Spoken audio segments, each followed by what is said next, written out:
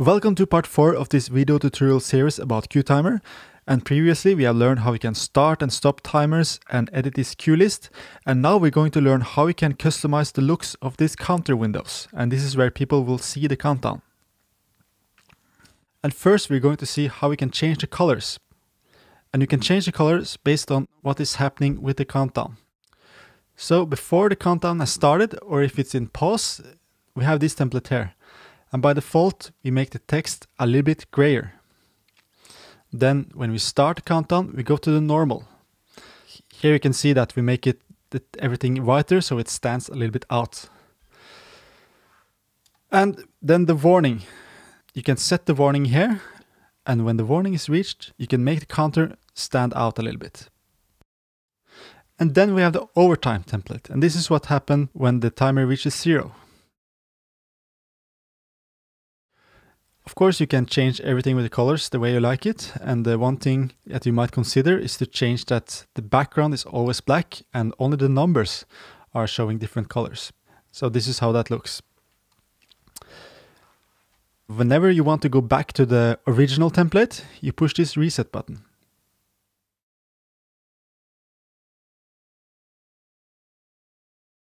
Okay, so now we're going to customize the positions and the font of these windows. And we separated this into 2 tabs.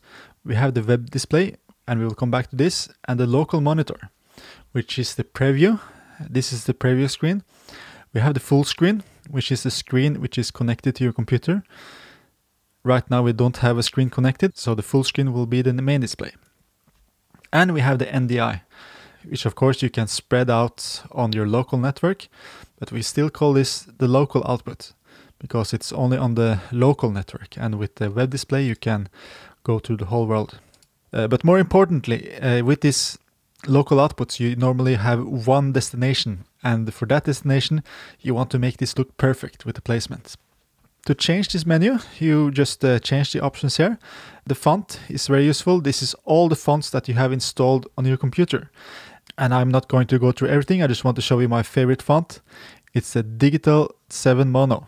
And all these different fonts have different sizes, so that's why you need to usually change the sizes when you change the fonts.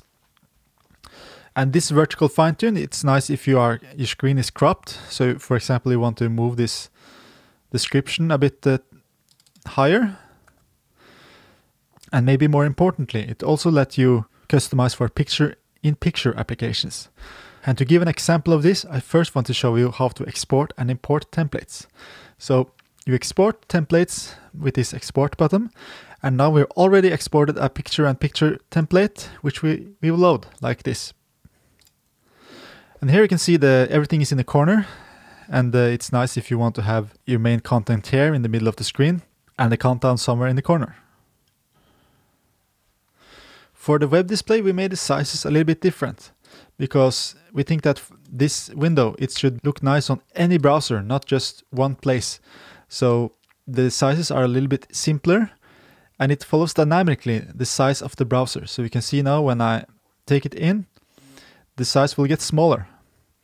And the schedule is something that we will come back to in the next video. So thank you for following so far, and see you again soon.